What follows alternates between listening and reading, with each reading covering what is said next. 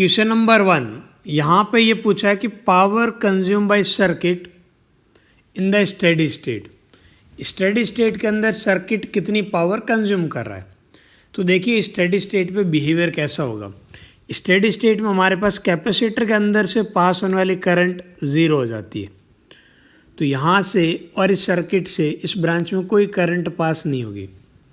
तो यहाँ जो बैटरी से जो करंट निकलेगी उस करंट को आगे जाने के लिए यही पाथ अवेलेबल। इधर जो करंट जाएगी उसको अगेन क्लोज लूप नहीं बनेगा तो करंट यहाँ से रिटर्न हो जाएगी।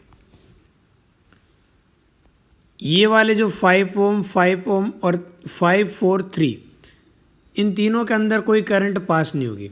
करंट फाइनली इन्हीं दो रेजिस्टेंस के अंदर से जाएगी। 9 वोल्ट की एक बैटरी है। पावर आपके पास क्या लिख सकते हो, V²/R लिख सकते हो ना। तो यहाँ पे 9 वोल्ट है तो आप लिख सकते हो 9 का स्क्वायर 81 डिवाइड बाई रेजिस्टेंस 5 और 4 सीरीज में के कितना बन जाएगा 9। तो यह आ जाएगा 9 वोल्ट। इतनी पावर आपके पास सर्किट में कंज्यूम हो रही होगी स्टेडी स्टेट में। जितना बैटरी सप्लाई करेगा उतनी ही कंज्यूम होगी। तो बैटरी से जो निकलने वाली करंट यदि पूछी जाए तो 1 एम्पियर आ जाएगी। I² मल्टीप्लाई बाय R वैसे निकाल दो तो भी यही आंसर आता। तो क्वेश्चन नंबर 1 का आंसर क्या होगा 9 वोल्ट। ध्यान रखिएगा बेटा, स्टेडी स्टेट में बात हो रही है। स्टेडी स्टेट में कैपेसिटर के अंदर से पास होने वाली करंट ज़ीरो होती है। कैपेसिटर के अंदर से पास होने वाली करंट कितनी होती है, ज़ीरो होती है। ओके, अब नेक्स्ट देखते हैं। ये सेकंड प्रॉब्लम है। यहाँ पर हमें गिवन है that the charge on 3 microfarad capacitor at steady state।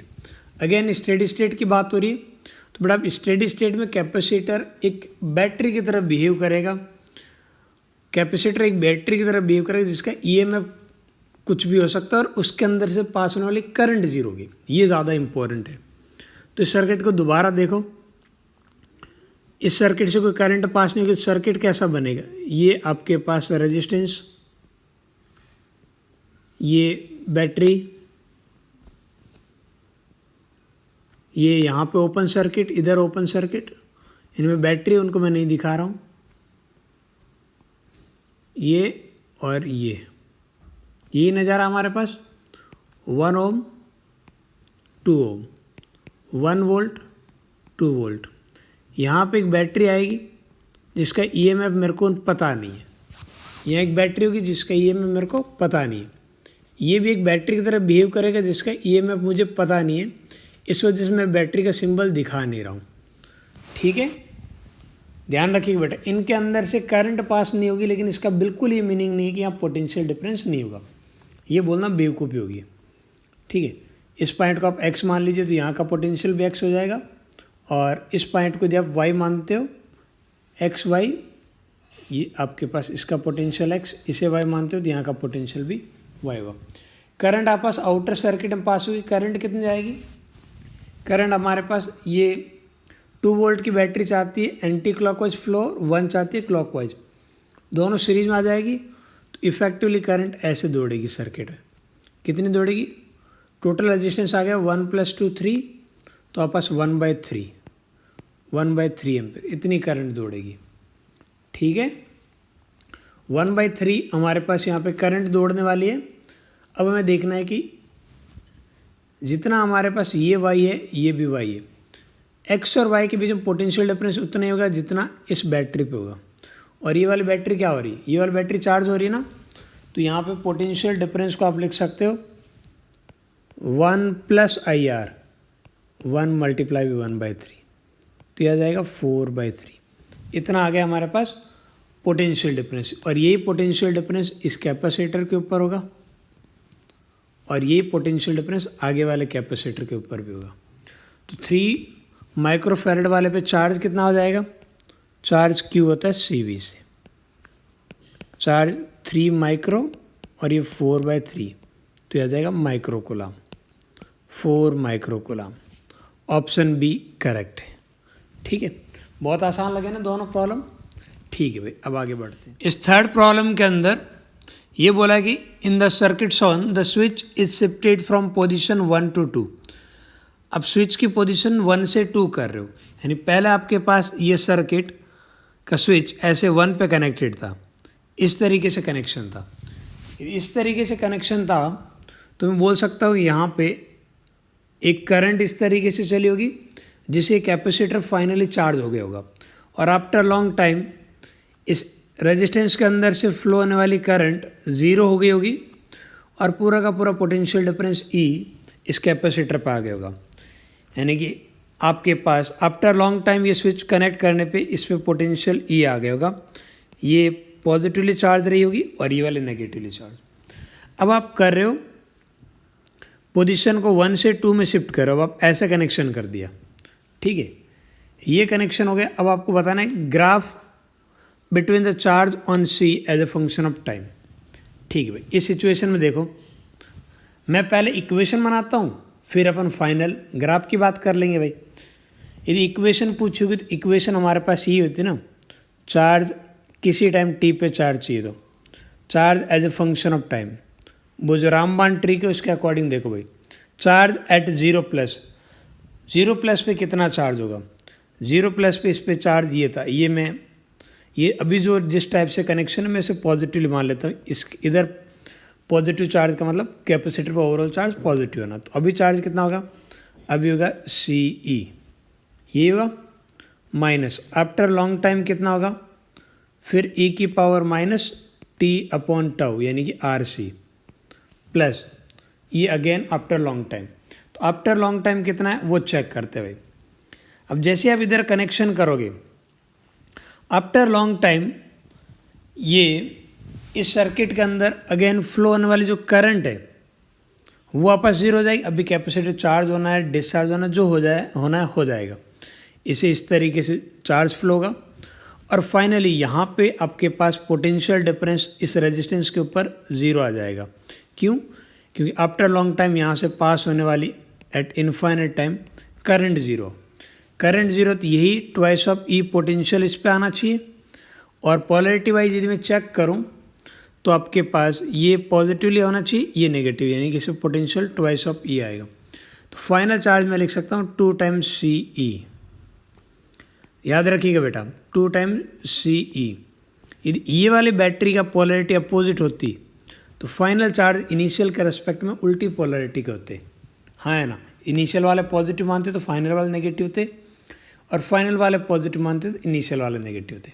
समझ रहा हूँ ना, यदि इस बैटरी की पोलरिटी अपोजिट होती तो, अभी नहीं है तो बढ़िया है, कोई दिक्कत नहीं। अब बस टाइम कांस्टेंट मिल जाए अपन वैल्यू पुट कर सकते हैं, वैसे में ज़रूरत नहीं है बट फिर भी टाइम कांस्टेंट के लिए क्या करेंगे, कुछ नहीं करना, सिंगल एक ही तो रेजिस्टेंस है ट्वाइस ऑफ आर, यहाँ कनेक्शन के बाद तो आर सी लिख दो तो 2 RC,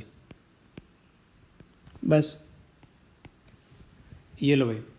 अब यहाँ पे t को 0 पे चार्ज कितना था, t को 0 पे चार्ज था हमारे पास CE और फाइनली चार्ज कितना हो जाएगा आफ्टर लॉन्ग टाइम, t की वैल्यू इन्फाइनाइट पुट कर दो 2CE, तो बस एक्सपोनेंशियली इंक्रीजिंग होगा, 0 से स्टार्ट होने की बजाय CE से स्टार्ट होगा, तो ऑप्शन बी करेक्ट होगा।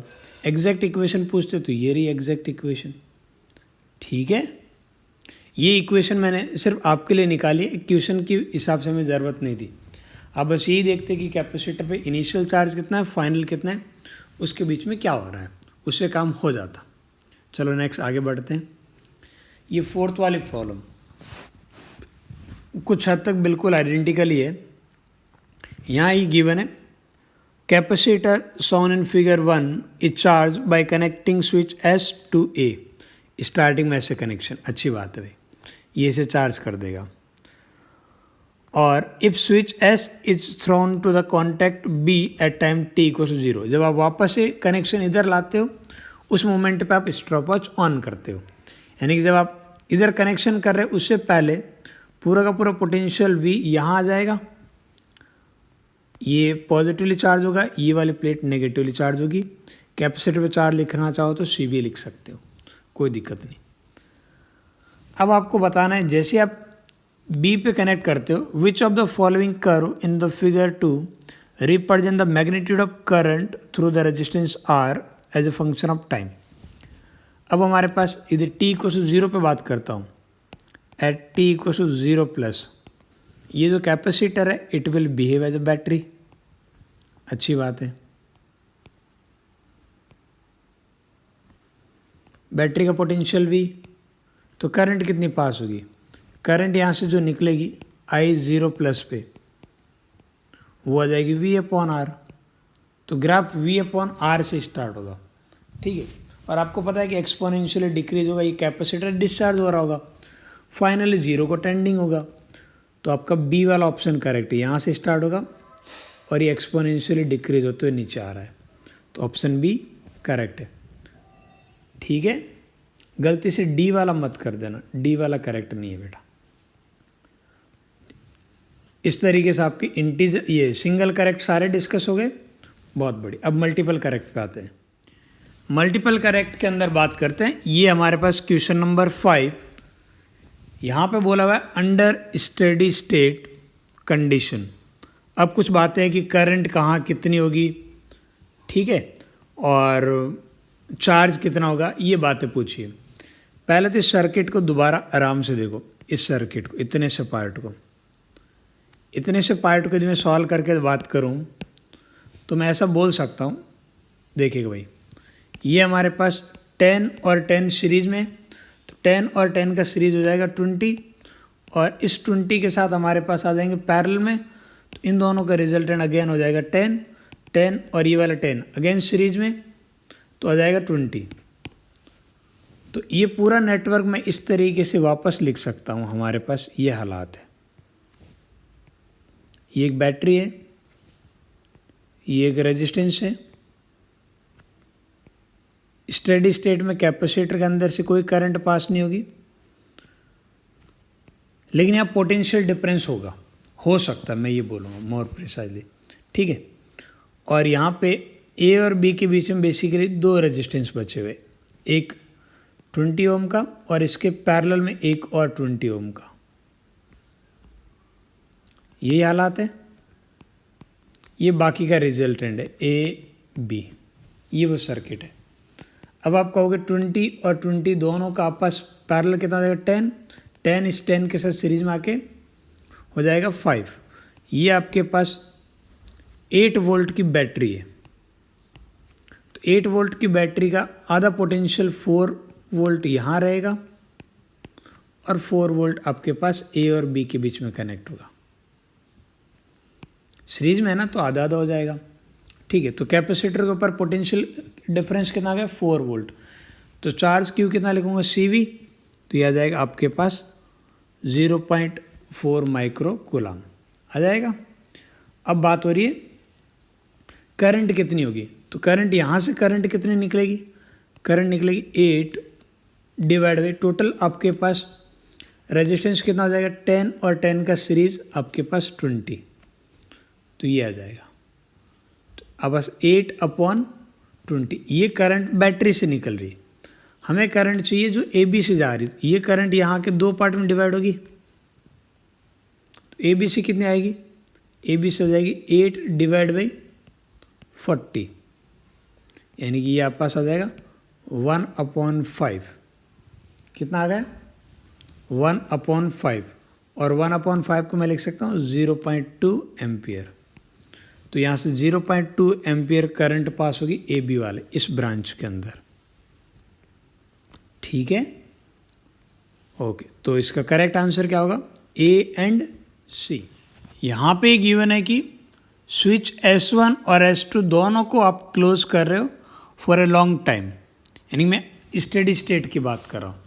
तो भी स्टेडी स्टेट में कैपेसिटर के अंदर से कोई करंट पास नहीं होती, तो हमारा सर्किट कुछ ऐसा बन जाएगा। ये एक बैटरी है, ये रेजिस्टेंस, ये हमारे पास एक रेजिस्टेंस और ये एक बैटरी। इधर वाले सर्किट में कैपेसिटर एक बैटरी की तरह बिहेव करेगा और इस बैटरी से पास होने वाली करंट आपके पास 0 होगी। बैटरी से पास होने वाली करंट 0 होगी, इसका मतलब इसके पैरेलल में जो पार्ट है उसका पोटेंशियल उतनी होगा जितना बैटरी का EMF है, यही मीनिंग है ना। तो बस आपको ए और बी के बीच में पोटेंशियल डिफरेंस मिल जाए तो वही बेसिकली इस कैपेसिटर या कैपेसिटर जो बैटरी की तरह बिहेव कर रही है उसका ईएमएफ होगा। हाँ है ना। अब इस सर्किट में देखिए ये आपके पास 12 वोल्ट है, ये 6 ओम है, ये 4 ओम है। तो सर्किट में जो करंट ऐसे दौड़ेगी, यदि सर्किट में ऐसे करंट दौड़ेगी तो यहाँ दौड़ने वाली करंट कितनी होगी 12 और 4 अपोजिट डायरेक्शन में फ्लो करवा रहे हैं।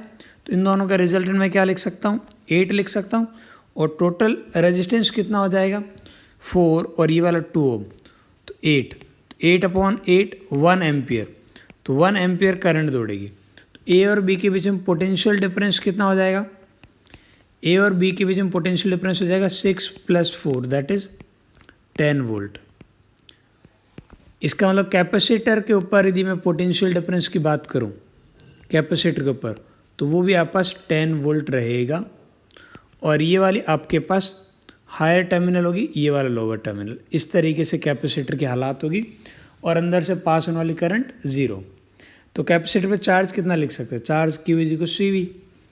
CV से बात करूँगा, C पता है, V पता तो यह जाएगा 100 माइक्रो कूलम। ठीक है, तो ऑफकोर्स दूसरा ऑटोमेटिकली गलत हो गया। अब तीसरे पार्ट में बोला है the charge on capacitor increases to 120 micro coulomb if 1/3 of the gap of the capacitor plates is filled with a dielectric. ये थोड़ा सा कैपेसिटर वाले पार्ट के स्ट्रक्चर पे दोबारा आते हैं भाई। ये हमारे पास सीन है, ये कैपेसिटर मान लेते हैं, इसका कुछ भी आप प्लेट एरिया मान लीजिए जैसे ए, दोनों के बीच की सेपरेशन मैं सिर्फ अंडरस्टैंडिंग के लिए 3D ले लेता हूँ, आप D भी ले सकते हो, कोई दिक्कत नहीं।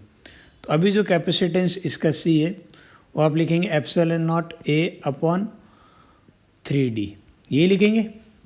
अब इसका 1/3 पार्ट की बात की जाए, 1/3 पार्ट का कैपेसिटेंस कितना हो जाएगा, 1/3 पार्ट के कैपेसिटेंस की बात करूँ तो वो आपके पास C1 बोल रहा हूँ, तो ये D आने की वजह से नीचे वाला 3 टाइम्स कम है तो 3 टाइम्स हो जाएगा, तो 3 टाइम्स ये अभी जो कैपेसिटेंस है C, ये इसका 1/3। और इसमें यदि डाइलेक्ट्रिक डाल देंगे तो वो भी K टाइम्स, डाइलेक्ट्रिक कितना है 2, तो ये 2, तो ये आ जाएगा 6 टाइम्स अभी जो पूरा कैपेसिटर है। ठीक है, रिमेनिंग पार्ट कितना हो जाएगा, रिमेनिंग पार्ट आपके पास C2 बोल रहा हूँ, तो ये C2 आपके पास रहेगा ε0 A/D की जगह ट्वाइस ऑफ D। ऊपर नीचे यदि मैं 3 से मल्टीप्लाई करूँ तो इससे लिख सकता हूँ 3/2C लिख सकता हूँ ना, तो यहाँ पे कोई दिक्कत नहीं। अच्छा, ये 6C और ये 3/2C ये दोनों हमारे पास किस में आ गए, सीरीज़ में। और सीरीज़ में इक्विवेलेंट कितना होता है, इन दोनों को अपन उल्टा करके ऐड करेंगे।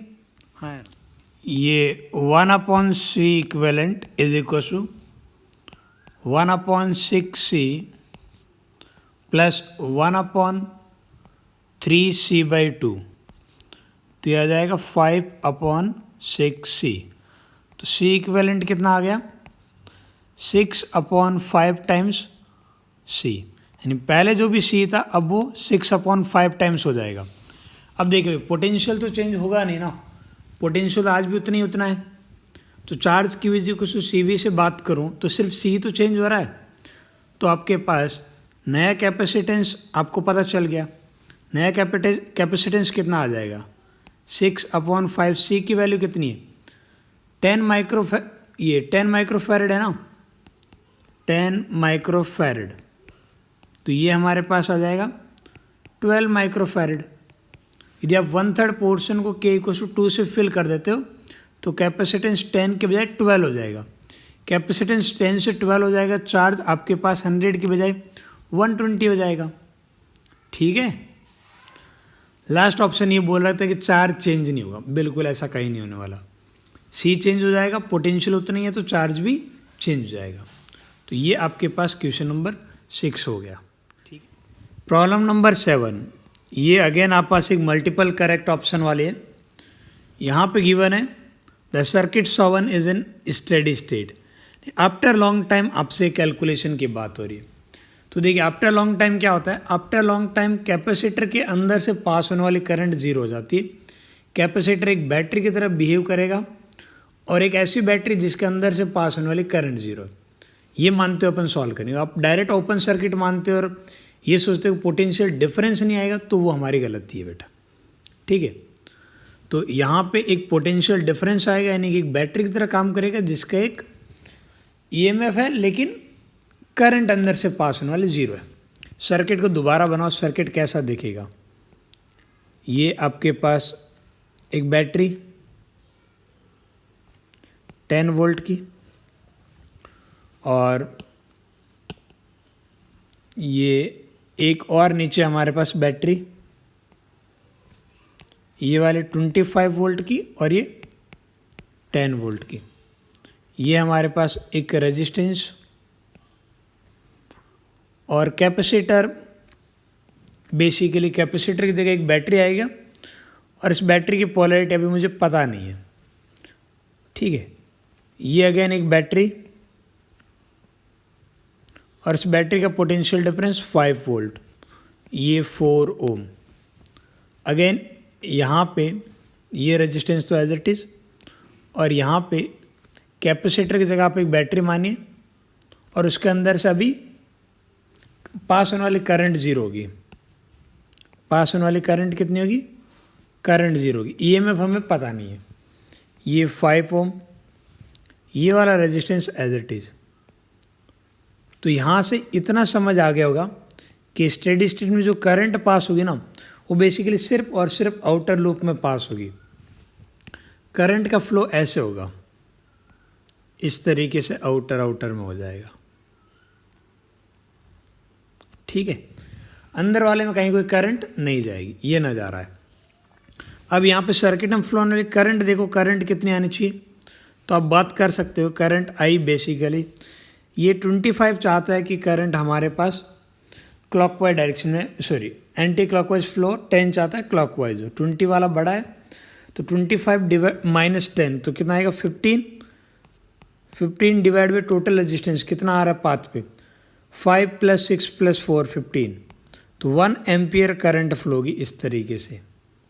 ठीक है, इस तरीके से 1 एम्पियर करंट हमारे पास फ्लो होगी। यदि 1 एम्पियर करंट फ्लो होगी तो यहाँ का पोटेंशियल, सिर्फ रेफरेंस के लिए यदि मैं 0 मानता हूँ तो यहाँ का पोटेंशियल 5 हो जाएगा, यहाँ का पोटेंशियल 10, और यहाँ का पोटेंशियल, करंट इस तरीके से 1 एम्पियर जा रही है तो पोटेंशियल डिफरेंस 4, इधर वाला हायर, तो यहाँ पर क्या जाएगा आपके पास 14।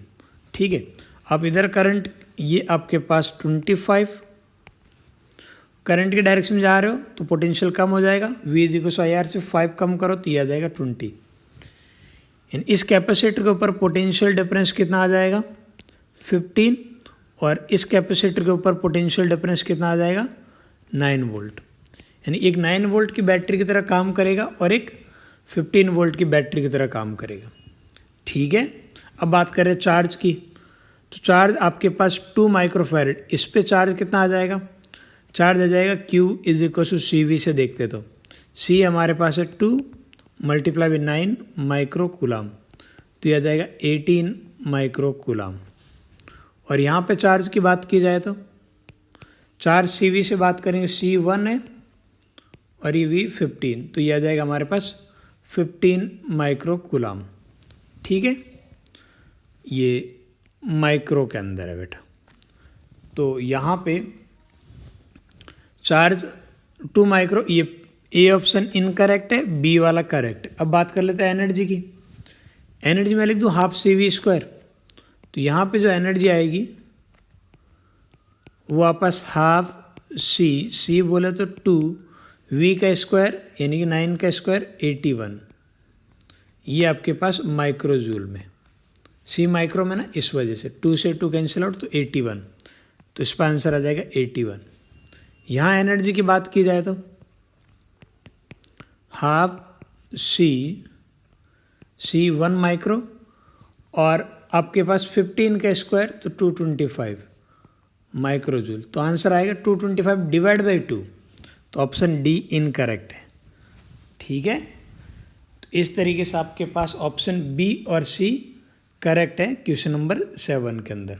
उम्मीद करता हूँ ये सिचुएशन आपको समझ। अब 0 के बजाय कुछ और भी पोटेंशियल मान सकते हो, नहीं भी मानते हो तो डायरेक्ट डिफरेंस निकाल सकते हो, बट इसे जल्दी दिमाग में क्लिक करता है, इस वजह से मैंने ऐसा लिया है। ठीक है, ओके, अब बढ़ते हैं नेक्स्ट प्रॉब्लम। इस पेपर में सबसे बढ़िया जो क्वेश्चन है वो हमारे पास ये क्वेश्चन नंबर 8। यदि आपसे ये वाला क्वेश्चन सही हो गया है तो आप ये मान सकते हो कि कुछ भी हो जाए आरसी सर्किट का आपका कोई भी क्वेश्चन गलत नहीं होगा, स्पेशली स्टेडी स्टेट से रिलेटेड। मतलब 100% गारंटी ये क्वेश्चन सही होना मतलब सारे क्वेश्चन सही होना। ठीक है, तो देखते हैं भाई इस क्वेश्चन में क्या है। सबसे पहले तो इसको है ना डायग्राम को मैं दोबारा रीड्रॉ करता हूँ। यहाँ का ही मान लेता हूँ ए पॉइंट और इधर का ही मान लेता हूँ बी, यहाँ पे सी और यहाँ पे डी। तो इसका डायग्राम कुछ ऐसे बन जाएगा। ये हमारे पास यहाँ पे ए मान सकता हूँ, यहाँ पे बी मान सकता हूँ और ये हमारे पास सी हो जाएगा और ये हमारे पास डी हो जाएगा। अच्छा, आपने नोटिस किया होगा मैंने दोनों कैपेसिटर को ड्रॉ नहीं किया, बाकी सबको ड्रॉ कर दिया, क्योंकि after long time steady state capacitor एक बैटरी की तरह बिहेव करतेगा जिसके अंदर से करंट नहीं जाएगी। यानी ये दोनों कैपेसिटर की बात करें तो दो आपके पास आइडियल बैटरी बन जाएगी जिनका इंटरनल रेजिस्टेंस 0, क्योंकि इन ब्रांच में कोई रेजिस्टेंस नहीं है, और ईएमएफ कितना है हमें नहीं पता, और अंदर से पास होने वाली करंट 0 होगी, और ये ए और बी के बीच में कनेक्टेड है। तो आप चाहो तो अपने रेफरेंस के लिए 2 बैटरी दिखाओ या 1 बैटरी दिखाओ। अभी मुझे पता नहीं है कि कौन सी हायर पोलैरिटी कौन सी लोअर, इसलिए बस मैं स्पेस छोड़ देता हूँ बैटरी बनाने के लिए इस तरीके से। अब करंट पास नहीं होगी इसलिए मैंने ओपन सर्किट करके छोड़ा है। ठीक है, ये ड्रॉ करना बहुत ज़रूरी है, अदरवाइज कुछ दिक्कतें आ सकती है। दूसरी बात आप बोल सकते हो ये जो 4 ओम है और नीचे वाला 4 ओम है दोनों पैरेलल में, तो इन दोनों की जगह मैं 2 ओम लिख सकता हूँ ना। तो इन दोनों की जगह मैं 2 ओम लिखूँगा तो भी चलेगा। तो ये मैं पार्ट हटा देता हूँ भाई, इसकी जगह मैं लिख देता हूँ 2 ओम। ठीक है, अब रिमेनिंग पार्ट को दोबारा देखो भाई। अब यहाँ पे ये अपने आप में एक सेल्फ लूप है जिसकी करंट ऐसे जाएगी, और ये अपने आप में एक सेल्फ लूप है जो ऐसे करंट जाएगी। तो हमें लगता है कि बाकी सर्किट में तो कोई है ही नहीं जो एनर्जी देने वाला। ये रहा बेटा, ये एक बैटरी है जो देगी। ये कैपेसिटर नहीं होता, यदि दोनों कैपेसिटर नहीं होते तो आपके पास बाकी इन दो जो रेजिस्टेंस है ना इनमें कोई करंट पास नहीं होती। लेकिन अभी कैपेसिटर है, इस वजह से ये एक लूप क्लोज है जिसमें करंट भले ही फ्लो नहीं हो रही हो। समझ में आ रही बात? तो ये एक इंटरेस्टिंग बात है। तो अब मान लेते हैं कि भाई एक करंट फ्लो हो रही होगी, मुझे नहीं पता, लेकिन आप सोचो इधर करंट नहीं जा रही। यहाँ यदि मैं सर्किट में करंट मान लेता हूँ थोड़ी देर के लिए, ऐसे आई करंट जा रही है। देखिए बेटा, डायरेक्शन कुछ और भी मान लोगे तो कोई दिक्कत नहीं। तो इधर वाले 2 ओम में भी एग्जैक्टली आई करंट ही जानी चाहिए। ठीक है, अब देख लो कंजर्वेशन ऑफ ये किरचॉफ्स कंजर्वेशन ऑफ चार्ज, यानी कि किरचॉफ्स करंट लॉ से इन दोनों में करंट इक्वल होनी चाहिए। थोड़ा दोबारा सोच के देखो बेटा, आपको सब समझ में आ जाएगा मैं क्या बोल रहा हूँ। ठीक है, अब मैं एक लूप ले रहा हूँ, यहाँ से स्टार्ट कर रहा हूँ, इस लूप की बात कर रहा हूँ। यहाँ से ऐसे चल रहा हूँ मैं, ऐसा लूप ले रहा हूँ मैं। ठीक है, इस लूप में क्या हो रहा है वो चेक कर रहा हूँ मैं। ठीक है, ये देखो भाई, इस लूप के अंदर मैं ऐसे इक्वेशन लिख सकता हूँ। मैं A टू C जा रहा हूँ तो डायरेक्ट मैं लिख दूँ -15, लोअर टू हायर को मैं नेगेटिव कंसिडर कर रहा हूँ। आगे वाले में +2 टाइम्स I, करंट के डायरेक्शन में जा रहा है, मतलब हायर टू लोअर पोटेंशियल जा रहा है, प्लस का 10 +2 times I is equal to 0। Kirchhoff's voltage law से मैंने ये इक्वेशन लिख दी। यहाँ से 4I कितना आ रहा है 5, और I की वैल्यू कितनी आ रही है 5/4, यानी 1.25 एम्पियर। देखते रहे, इतनी करंट आ रही है ना, ये करंट आ रही है और करंट पॉजिटिव आ रही है, इसका जो डायरेक्शन मैंने मानी है वो सही है। ये हमारे पास नज़ारा होगा। अब इसका मतलब मैं ये भी बता सकता हूँ पोटेंशियल डिफरेंस कितना होगा ए और बी के बीच में। एक्चुअल बी हायर पोटेंशियल पे रहेगा, तो मुझे ऐसा लिखना चाहिए VBA, potential of B minus potential of A, वो कितना हो जाएगा 2 ऑफ I बोले तो 5/4, यानी ये आपके पास आ जाएगा 2.5 वोल्ट। ठीक है, तो हमारे पास पोटेंशियल आ जाएगा 5/2 यानी कि 2.5 वोल्ट। अब देखो ए और बी के बीच में जितना पोटेंशियल डिफरेंस है वही इस कैपेसिटर पे पोटेंशियल होगा, वही इस कैपेसिटर पे होगा। तो अब दोनों पे चार्ज की बात कर सकते हो। तो 2 माइक्रोफैरेड पे चार्ज कितना हो जाएगा? तो 2 वाले पे जो चार्ज आएगा वो आएगा 5 मल्टीप्लाई विथ 2.5, तो वो कितना हो जाएगा? ये आ जाएगा 5 माइक्रो कूलम। और यहाँ कितना आ जाएगा? 4 मल्टीप्लाई विथ 2.5 यानी कि 10 माइक्रो कूलम। तो ये डी ऑप्शन करेक्ट है, सी वाला इनकरेक्ट है। ठीक है, अब बात कर लेते हैं करंट की। करंट वाला नज़ारा और भी शानदार है, देखिएगा भाई। ये वाला जो 2 ओम है ना, इसके ऊपर पोटेंशियल डिफरेंस फिक्स है 15 है। तो यहाँ जो करंट पास होगी डायरेक्ट बैटरी से कनेक्टेड है ना, तो यहाँ करंट ऐसे दौड़ेगी और कितनी दौड़ेगी? 15/2।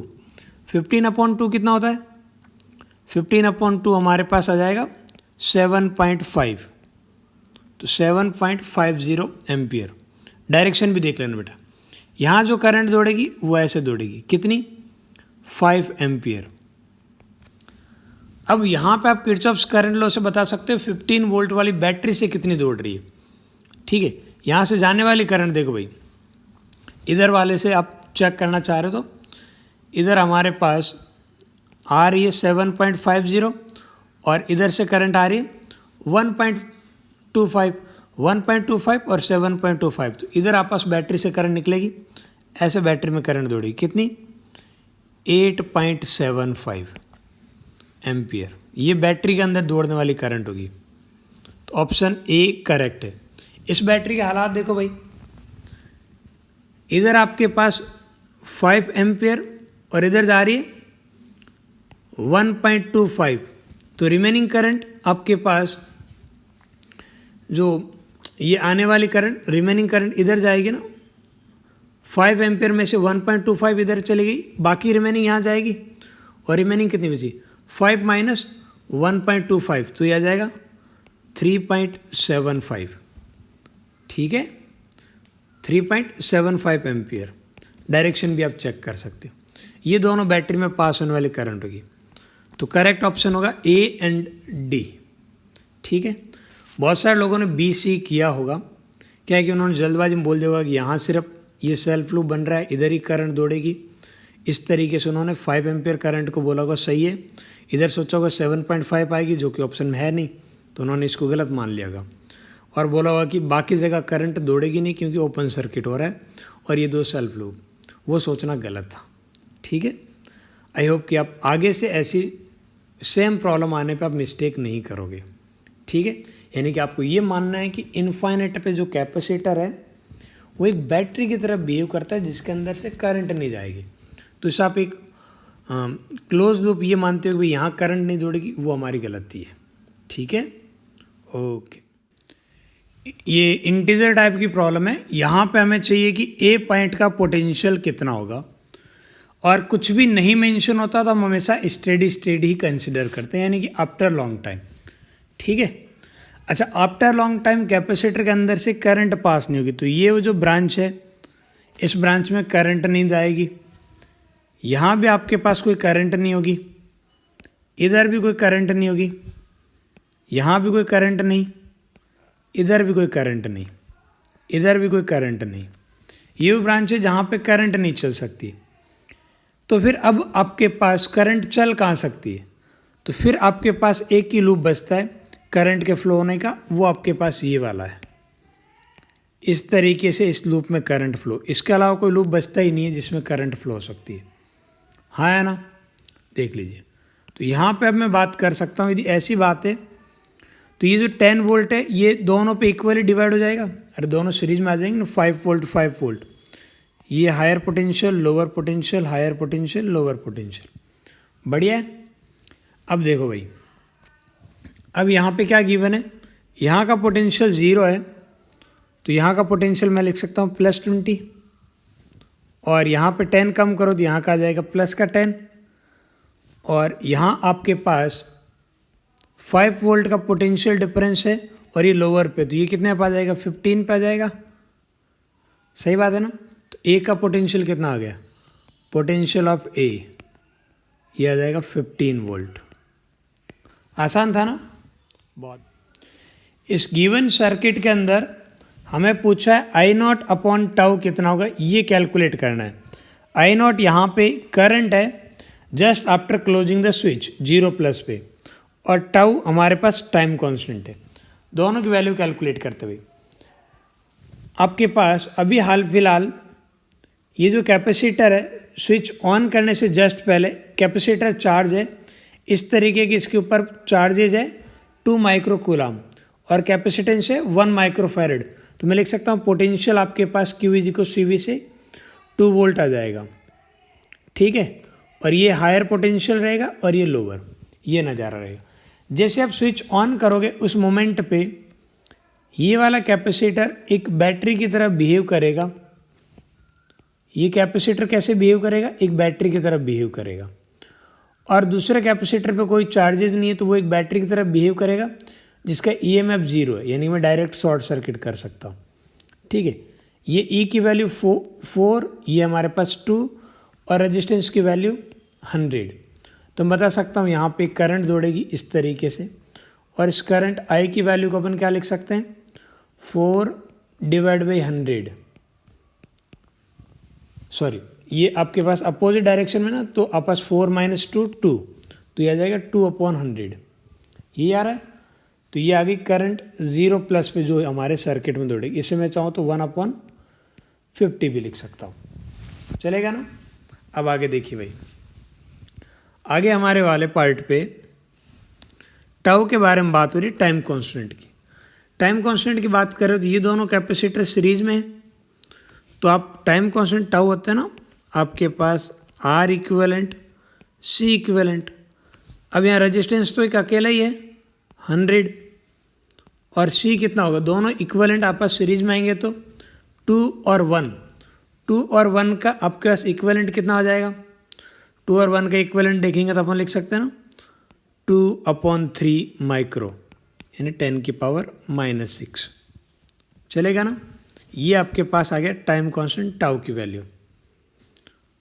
इसे मैं चाहूँ तो ऐसा लिख सकता हूँ 2/3 मल्टीप्लाई विथ 10⁻⁻4, ठीक है। अब देखो भाई, हमसे पूछा क्या है, हमसे पूछा है कि I0 डिवाइड बाई टाउ कितना होगा,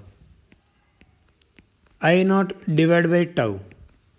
तो I0 हमारे पास आ रहा है 2/100, और टाउ की वैल्यू कितनी आ रही है, टाउ की वैल्यू आ रही है 2 मल्टीप्लाई विथ 10⁻⁻4, और ये 3 ऊपर, यही नज़ारा है। सिंप्लीफाई करो इसे, 2 से 2 कैंसिल आउट, और ये 10⁻⁻4, और ये ऊपर जाके आपस 10, ये 10⁻⁻2 बचेगा, ऊपर जाके 2, तो ये आ जाएगा 300। तो हमारा आंसर कितना है, 300।